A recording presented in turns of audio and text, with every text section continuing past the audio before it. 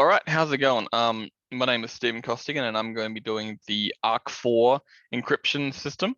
So I initially submitted this on the weekend as I was supposed to, but I ran into endless trouble with the encryption algorithm for ARC4, and it turned out all I was missing was this little thing here. I learned Python a long time ago and didn't realize that this was the problem. So I was having an error here, but the error was coming from this line here. So I needed to make it a list object in order to swap the objects from one to the other.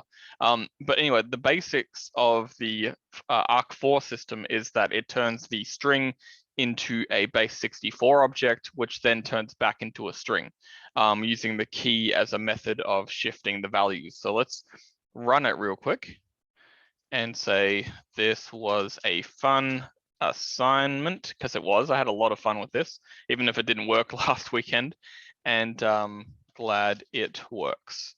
So now when I press play, I've got here the ARC4 algorithm pseudocode, my encryption pseudocode, and then the decryption pseudocode.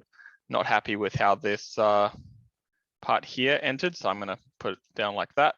Or it's because of this part here, I suppose. So I can get rid of that and then put that back there. That should be fine.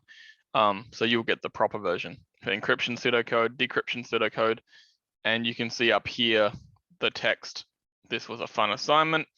The ciphertext, where the text is turned into a base 64 string, and then that same base 64 string is sent right back in. As you can see that here, I didn't modify that. So encrypted, cipher encrypt, plain text password, decrypted, encrypted, password. So there's my encrypted object being passed into there and then being displayed here.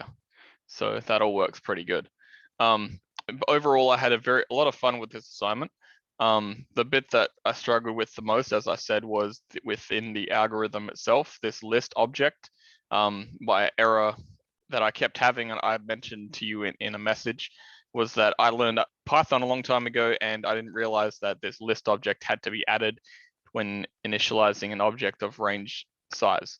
And so that messed up down here, but didn't tell me that the problem was actually up here. So upon further inspection, I realized what the problem was. But yeah, anyway, thanks for watching, and thanks for being patient with me. See you later.